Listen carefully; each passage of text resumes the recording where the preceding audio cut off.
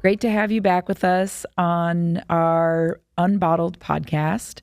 We've gotten a chance to speak with my co-founder and chief product officer, Denis Lussault, before. Today, we're going to dive deeper to really understand who he is, his background and training, and how he thinks about the new technologies of today. So let's get started with just, the basics. Tell us a bit about your career arc and the lessons you've learned. You were at Renault, Nissan, Mitsubishi, Vecna Robotics, now Kadeya. What's been consistent across industries? Great question. I think for myself, what has been consistent in the past 20 some years is working on systems, so hardware and software, which 20 years ago were very simplistic and now are beginning to be more and more complex and involve AI and all that, and going into physical intelligence type of systems. So it has been an interesting journey from the beginning to now. And what were you doing at Renault, Nissan, Mitsubishi? I know that was your first job out of university. Yeah. A lot of times engineers want to think about their career strategy. Do you go straight into a big company? Do you go straight into a startup? Yeah. So my goal, so I got a mechanical engineer degree, master's degree, and that was, the natural place to go were like big industrial companies. That being said, I wanted to work in Formula One. That was my target. And so Renault had and still has, not for a long time, a Formula One team. And at that time, they were like world champions and all that stuff. So top of the grid. That was my dream. So I started, getting into the group so I could then maybe move internally to the Formula One team. So I think I was already like thinking about smaller team performance, very operational type of jobs. So I started as a project manager for systems in diesel engines and automated transmissions, then switched to electrical vehicles. And so kind of making my way up from like smaller, like operational role to leading a team of, 30, 35 people. That was great, but I was on what they call the management track. So I couldn't get into the real Formula One track. It was kind of decided for me and I didn't like it. I liked the management portion of the work, but I didn't want to be on a track in the company and already know what I'm going to do in 20 years type of thing.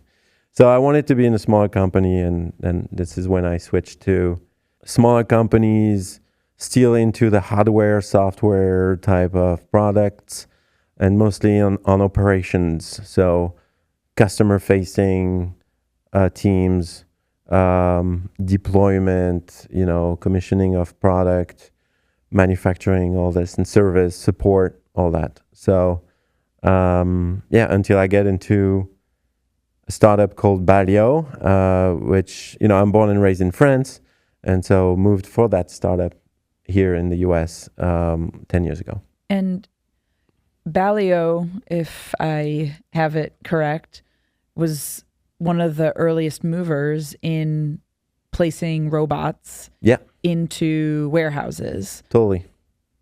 In your mind, was that like a zig from, your more like straight, like career path? I'm only zig and zags.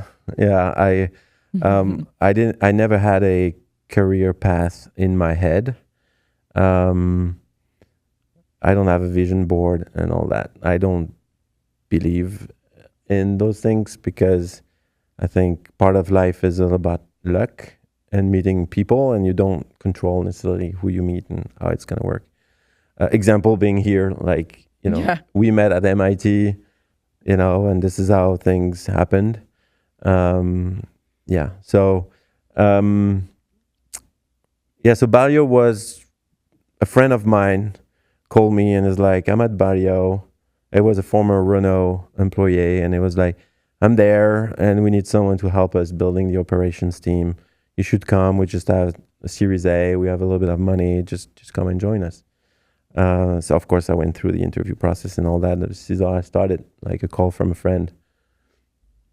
Amazing. Yeah. And then you were like, all right, startups. I love.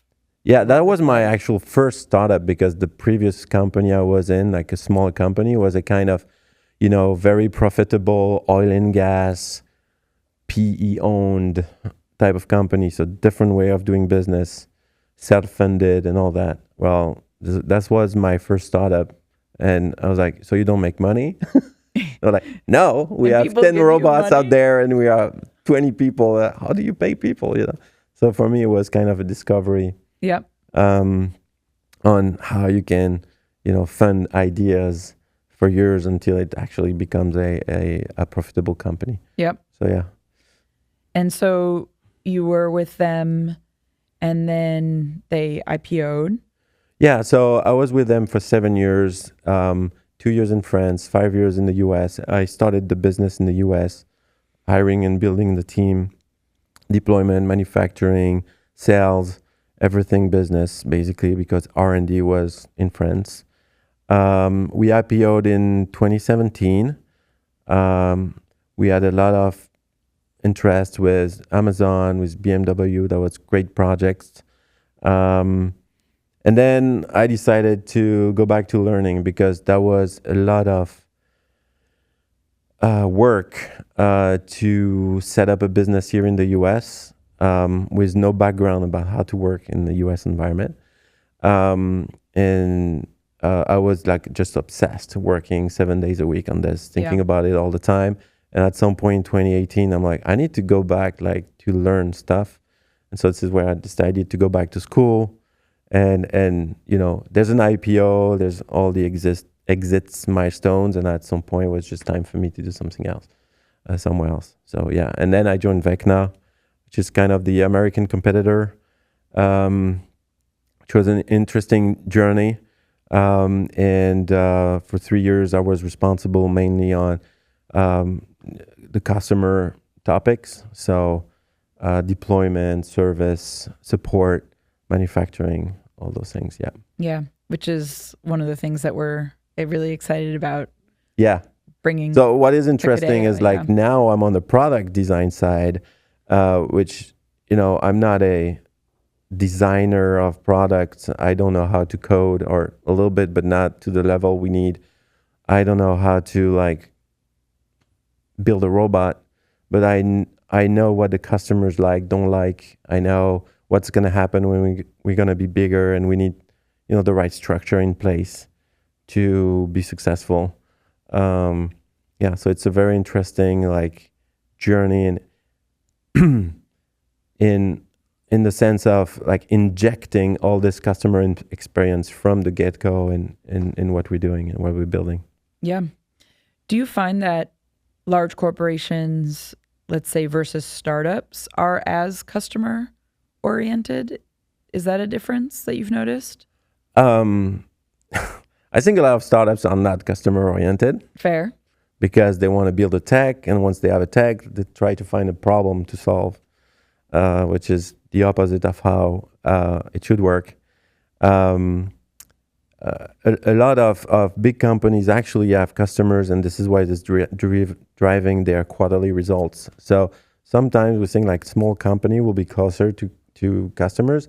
It's actually not the case. Yep. I found in big companies for example, at Renault, a lot of employees that were far away from the sales teams, in development teams, were driving the cars every day, their own cars and the test cars, and were able competition cars, and knew everything about how people need to use a car and what it needs to be, and they were aware of everything in the market, way more than some startup people were just thinking their technology is the best, and without exactly understanding what it's solving. Yeah. Or in a lot of cases are, when you're a small team or you don't have a lot of money, you just pick and choose, right? And so they pick investing in that technology stack totally. to prove that it can even happen. Yeah. And then they forget that they have to also solve a real problem. Yeah, totally. What's one non-work thing that you totally nerd out about? Taking a there's a few. slight turn here. There are a few, but I think two main things. It's basketball. Yep. NBA, WNBA, European championships, national team. Yeah. Yeah. Right now, as we record this episode, the French women team is in semifinal of the Euro basket, which is like the French national team in Europe. And there's a game tomorrow. So I'm like on it. Yeah. I'm not on college basketball because it would be too much. But yeah, that's too much to keep up. Yeah, too much to keep up. Like then it becomes like a job. The second thing is music, but I don't nerd about music. I think it's more like my escape from the day to day. Either playing guitar, singing in a choir, like meeting other people that are not engineers, that are not in my field. Yeah. Is very important to me. Listening to that all day long, when I do something, I need music to just focus on something. So it's more like part of my day to day compared to basketball, which is like nerding about okay stats and everything. Yeah. And you've talked a little bit about this in terms of management and teamwork, your ethos of how a basketball team plays versus like a corporate team. Yeah, totally. I think it's not only basketball, it's all like team sports. By the way, a very good entrepreneur teacher from MIT is always saying like entrepreneurship is a team sport. And this is how he starts all his classes. So team sports teaches you how to count on other people as a team, but also on other people's skills. So in basketball, this is very important because, if you're not tall, you won't go for rebounds. It's not even your role. Yep. But you prepare people to do it. And it's very important to understand that. And in a team, this is the same thing. And a lot of people who've been in like individual sports, when they come to a company, they tend to lead from the front, getting everyone behind them and let's go. While people in team sports are more leading from behind, making sure everyone is actually doing their role and have the right skills to complement themselves. So I know a lot of things that I don't know. And so I want in the team people who know that. And so they can do their thing. I can orchestrate that to make sure it's like aligned in timeline and all that stuff. And at the end, everyone is doing an object that is actually coherent. And all the big successful teams are actually like that. Not only in basketball, but in other sports. Yeah. They understand when it's time to pass the ball. Yeah, exactly. Who to pass the ball to. Yeah, and when someone is on a bad day also. Yep. Like the Celtics last year, they won the NBA championship. And one of the key topics for them winning is that when their two star players were not for a night really performing, other people were able to step up. And I think in startups, this is very important. We wear so many hats. Of course, we have title. You're the CEO, I'm the chief product, but we're doing everything that needs to be done. Yep. Yeah. And some days, I'm not in a good day. You will, make it happen. So things move forward. So supplement each other. Yeah, exactly. That's very important. I think of the kind of team analogy. Maybe I'm stretching this out too much, but how it relates to the major components of the Kadeya system and the fact that it's integrating a lot of different capabilities. So, first of all, what makes Kadeya different from traditional beverage models? I mean, we're just completely changing the supply chain, right? Yep. So it's a mini bottling plant that you plug into the water, the drain, and the power. So forget about the pallets, the orders you have to do to get hundreds of bottles every week for your workers. This is just a game changer, Yep. like change of paradigm, actually. Yep. So, yeah. I agree. So what makes it possible to do what we're doing is that there's been a lot of advancements in robotics, automation, now AI. Can you talk through how we're leveraging these new approaches, new technologies? And also, you've referenced a few times this concept of physical intelligence. Yeah. Yeah. So a lot of, the robotics products have become or are becoming right now commodity. Yeah. So you can buy them for a reasonable price and work on the application of it. So that's part of the components we have on the back end in our machine, where we just buy them for suppliers. They know what they are doing. It's already reliable. It's already working the way we want. They have the software to interface with. All this has happened in many ways. So that allows us to integrate all those solutions to create to change the paradigm of this industry, as I was saying. 10 years ago, Kadeya couldn't have existed. Yep.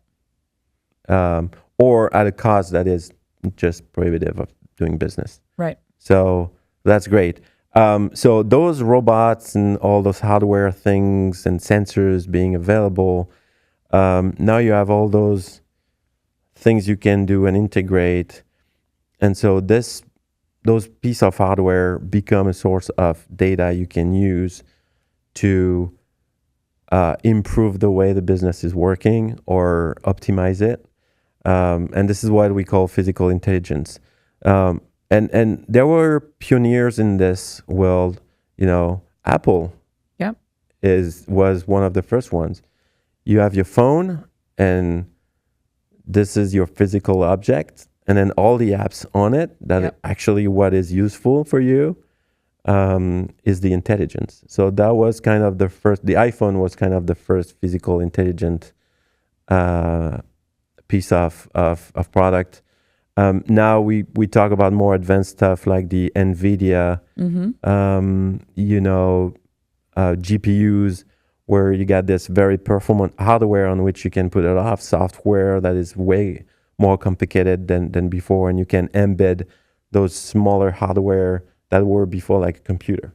Yep. So you can have robots with a lot of computing power and memory, being able to do a lot of things with these little things. Without the hardware, it doesn't work. Without the software, it doesn't work. So Kadeya is kind of this too.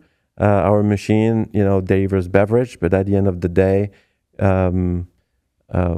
it's all about the users and their preference and what we can improve in their drinking experience, personalize, optimize also all the consumables we use depending on where the station is and how it works.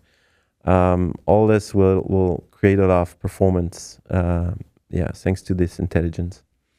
And I think, of course, right, being here at Kadeya, I've drunk the Kool-Aid, but our being so customer-centric is a great advantage in that regard, that it's no longer, can you build the physical product? Yes. Yeah.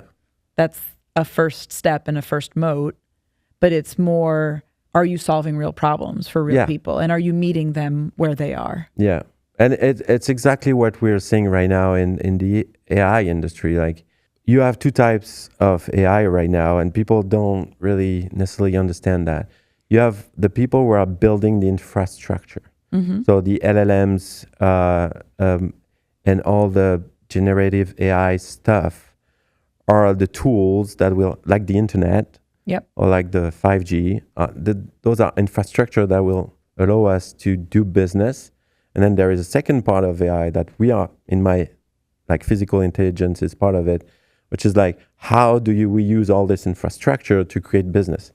Like, from the internet was created, and then you could have Amazon, and you could have, just a website for your marketing, all that stuff. So we are in this situation where the infrastructure is just building right now, and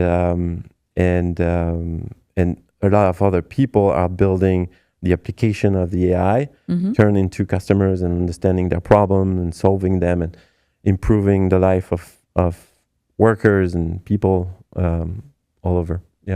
Yeah. So when you see these trends like AI, robotics, climate tech, are there patterns that you notice being repeated, like that distinction you just described of like the infrastructure versus the application layer? Yeah. What I see also repeating is people not focusing enough on customers. So coming with AI ideas and not solving a problem. So yeah, that's just part of how investment works. You need to put money in the system, and some of it will be wasted into useless things. I always look at this like the search engines in the 90s. We had like Yahoo and Lycos and Google and all those guys. There were probably Netscape, right? Like 5 or 6 of them, or even 10 maybe. And they all like collapsed or regrouped into basically Google. Right. And so this is without all those like 10 different ideas, you don't have at the end a very good tool like Google. Right. So it's part of, the cycle of investment and wasting a little bit of money on the way. Going a little bit off script here then, when you look at Kadeya and you're thinking about us 5, 10, 50 years from now, what do you think is going to allow us to remain in the game long term during these phases of invention, innovation, but also business restructuring and value capture, value creation? Yeah. It's a good question. I think longer term, if I think about Kadeya in 50 years, in 50 years, no one will want plastic anymore. Yeah. So it will just be natural, and there will probably be different solutions and several Kadeyas out there doing different things we cannot even imagine. And so it's like every startup cycle, you need to start in an industry and disrupt it in a way that you disrupt the process, but you don't disrupt the way people buy and live with it. So right now we have a machine that looks like a vending machine because people like seeing a vending machine. We have bottles that have the shape of any other bottle because this is how people drink. The pricing, same thing. And once we're into, once we are like big enough and people are used to have us as a tool in their box, like then we can really like grow and have Kadeya everywhere. So, I really want a home unit. To clean the bottles, at least cleaning them, because it's just a nightmare. All those bottles you have from reusable stuff, and all those things will happen. When you look at Uber, who wanted 10 or 20 years ago to ride a stranger car? Without knowing if this guy will kill you or like nobody wanted. Yeah, you just open the door, get in. Yeah, and then they started being kind of a taxi thing, and then we got into it, and now it's like our day to day. For some of us, day to day. Yeah. Writing topic. So it's interesting. Yeah, how we could become like this too. Yeah, I'm excited for that. And then people won't ask us anymore. Like, wait a second, I can just get a sparkling beverage in here and I just return it and that's it. Yeah. I think it will be like, where is the Kadeya system? Yeah. Let me check my phone. Yeah. Let me check the app. It'll be on Google Maps. Yeah. Oh, there's 120 feet away. Yeah. Yeah. Exactly. Or, I got the reminder. Time to go get my Kadeya. Yeah, exactly. Yeah. So we've talked a little bit about value creation and we're talking about automation, AI. We've talked how we think it can help improve society. Do you have concerns of how it could harm society? Yeah, that's a big debate in technology community. I don't know if I have the credentials for answering that question. How would you angle it toward Kadeya and how we think about protecting? Yeah, I mean, the application of AI on our system is kind of basic or already here. My vision of progress of technology has always moved humanity forward and not backward, created more jobs, creating more opportunities. And if AI can get us to 3 days of work a week, let's do it. Or 4 days of work a week instead of 5 or 6 for some people, would be great. There's a lot of ethical things about the data and how algorithm push you in a direction or another. We need some policies and standards to avoid that, to make sure information is fact checked and all that stuff we hear about on the social right now. But all this will happen. It's going to be regulated at some point. It's already highly regulated in Europe, right? To a point that it's preventing some business to actually exist. Okay. But all the things will just happen and converge, I think, into an acceptable way of, working with AI. Medicine is gigantic, what we can do. For treatments, we can probably, the computation needs to personalize treatments. Right. Are going to be there. Right. That going to be fantastic for cancers and all other, autoimmune disease and all that stuff. So I'm very hopeful, but I'm always positive with technology. I think it's always good. So I'm not part of the people saying everything's going to be very bad. Yeah. Some people will develop a software that can actually guarantee if it's AI, if things are AI built or not, and kind of, to make that distinction. Yeah, like when internet was created, people were like, people will have access to all the data. And we got all these hackers developing a lot of things to access data in banks and all that stuff. And we developed malware, anti-malware that were able to capture this and create all the, cybersecurity stuff. So some people will create AI cybersecurity. Yeah. I'm sure that a lot of people are already working on this. Yeah. So I'm hopeful. Yeah. That it's going to be great. I think about it in terms of Kadeya. On the AI side, right, or the data side, we are in our system design and user experience protecting personal identifying information. Oh, yeah. Just a specific But this example. already exists. So my point is that you were asking me about the future and and what it is for the humanity in some ways and how I think about it. But for Kadeya, we're working with tools and things that already exist and protect people and optimize that. So it's already there. So I'm very positive that Kadeya AI with Kadeya is actually a good thing. Yeah. And we have a very clear goal, value proposition, consumer, Yeah, whose problems we're trying totally. to solve. We're Yeah, not just yeah. designing AI for No, yeah. no. We use other people AI to optimize our business. Yeah. Yeah. Okay. So switching gears a little bit, curious to hear what you think makes a strong product leader. It's interesting because that's my first product leadership job, and I touched Here a at little bit. Kadeya. Yeah. So I touched a little bit on this. I think it's being customer focused. Yep. Yeah. I think that's the only thing.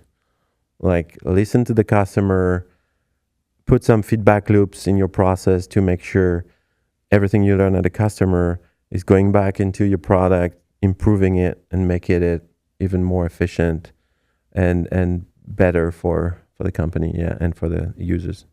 That's for me, that's the main thing. All the other things are secondary to that. So does that lead into your hot take on not having a CTO, but focusing on having a CPO instead? Yeah, so that's a hot take. So people out there will probably be pissed in some ways. I think the people that are building deep tech businesses, infrastructure businesses, need to have CTOs, and most of the time, the CTOs are even driving the business into success. For people like us who integrate existing solutions, we need technical people, of course, and very skilled, and CTO-like skilled, but they shouldn't be in the executive team making decisions. They need to execute a plan that is coming from a product leader who is working with the customer-facing people, sales and customer success, understand all this, and then inject in the technical team to make sure we close the loop and make the product better. There's a lot of money wasted in a lot of companies, including startups, just solving or doing arbitrage between executives on the technical side, between product and technical.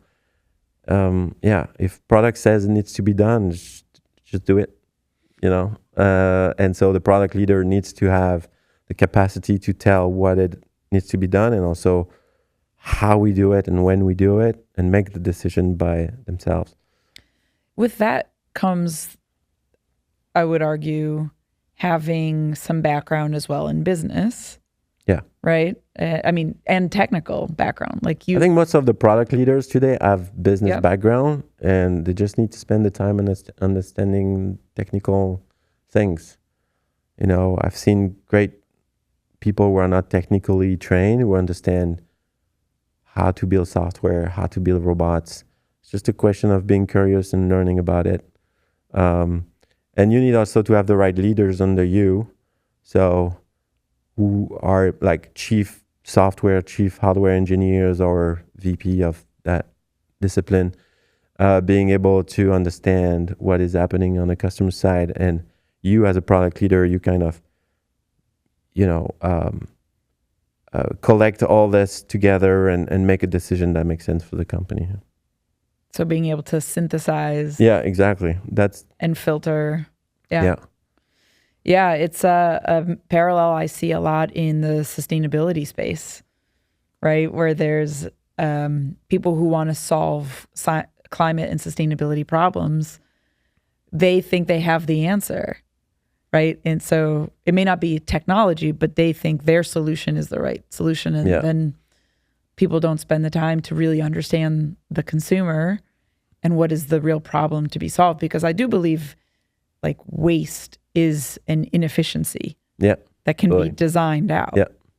But you have to meet the consumer where he or she is, not look down at them and tell them you need to change. You need to learn how to do things better. Or with the technology, you need to learn how to use my technology. Yeah, totally. So how do you build something intuitive for the user? And why does that matter more than the technology? Yeah, actually, the technology needs to be transparent to the users. They don't need to understand what is happening behind the scene. Right.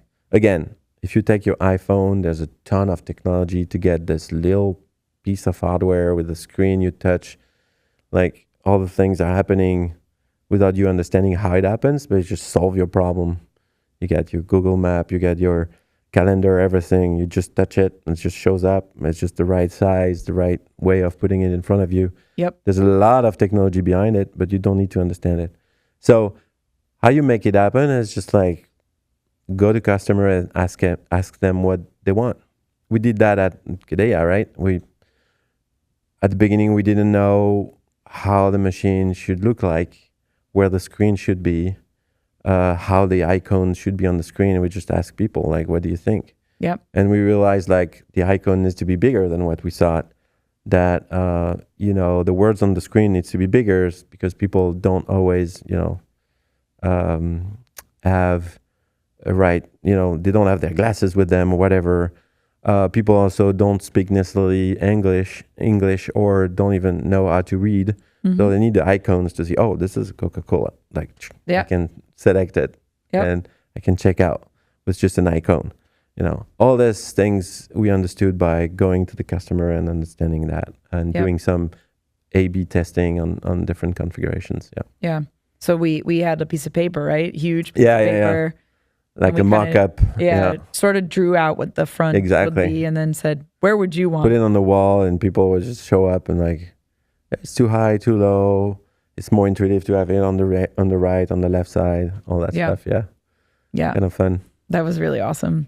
We've talked about how do you deliver that value? How do you design for that value? But what we haven't talked so much about is selling the solution. And in particular, right, our mission has a big climate focus. We don't talk about that to the customer. So in your perspective, when we sell to corporations, talk to us a little bit about how we articulate our value and our ROI. Yeah. So just a little step back. I think as you kind of said, a lot of the sustainability companies or climate tech companies were hoping there was a green premium, that they could sell more expensive, raise more money. Like a lot of things could happen because they are sustainable, believing like, oh, it's sustainability, we're going to invest in it or we're going to pay for it. And it's not just happening. So green premium doesn't exist. So you have to really solve another problem that people are really want to be solved. In our case, it's logistics. Because if you look at a site with 700 employees, they have to order, store, and reshelf like hundreds of bottles of a lot of different products every day. Yeah. It's just a logistical nightmare. And so that's the real problem we're solving, because it's like, oh, just have this machine, you plug everything, it's just working. Yep. And you just have to service it once a week and make sure it's clean and all the things that are standard to any machine. So it's not much different than what they already have for other things. Yeah, that's how you do it. Yeah, figuring out like in the status quo, what matters, right, exactly. to the business. Exactly. And then figuring out how do you message that and translate what we're doing. Yeah. So this is why we've been like focusing on blue collar places, because this is where the logistical nightmare is actually happening. Even worse since COVID, because, a lot of employees that were managing those, food mart or whatever, like mini mart, were like, don't want to work there anymore. They don't want to do that job. Don't exist anymore. Yeah. So they're already struggling with labor shortage and everything. So for them, to answer your initial question, this is a return on investment of like a few years, and then like it's 20 to 25% save on cost of having beverage, plus saving on the headache of managing that. Yeah. Right. So we're eliminating this problem. Yeah. Saving them money, saving time. Exactly. Yeah. Yeah. And then they get to have the cherry on top of sustainability. Exactly. Yeah. Yeah. Okay. So rapid fire. Okay. One product value you'll never compromise on. Reliability. Love it. If Kadeya were an NBA team, oh my God, who would we be and why? I think we would be Maybe the Orlando Magics, because we're not supposed to say Magics with an S. The Orlando Magic, because we are under construction, I would say. So As of today. Okay, their team is okay. We have like a couple of great players, but we're still missing some main pieces in the team to really be able to get to the championship level. Okay. Team, but we're building it. Awesome. Yeah. What's your product pet peeve? Something tech teams do that drives you nuts? Not listening to the customers, that drive me nuts. Favorite place to think through a hard problem? On a bike. Just biking around? Yeah. With some music. Okay, finish the sentence. Building a closed loop beverage system is kind of like... Building a closed loop system. You've talked sometimes about, I don't want to put words in your mouth, but some of the things you learned with the robots in industrial facilities and how this is easier. Yeah, it's easier. It's building a robot that doesn't really move. And I think that's a big difference compared to what I've been doing before. Yeah, it's probably not a great answer. It's a robot in a fixed box space. Yeah. Instead of a robot that moves, which is way, way different for many reasons. I like that. Yeah. Okay. All right. Well, that was your opportunity to listen to Kadeya's co-founder and chief product officer, Denis Lussault. Thank you. Thank you, Manuela. For sharing all of that with us. Hope it was helpful to understanding how Kadeya is rebuilding the future of hydration, how we think about robotics, AI, and lots of newfangled tech tools, and what kind of basketball team we are today. Yeah, let's see if the Magic become champions in the next few years. I love it. That'll be when we IPO. Yeah, exactly. Thanks for listening to Unbottled. If this episode got you thinking about plastic, systems change, or how we build a better future, don't just be a listener, be an owner. Kadeya is raising a community round on WeFunder, and that means you can invest as little as $100 and help us bring closed-loop beverage systems to more people in more places. Because real change doesn't happen alone, and the future of hydration needs all of us. Learn more and join our investor community at wefunder.com/Kadeya. That's Kadeya. The link is also in the show notes. Let's build it together.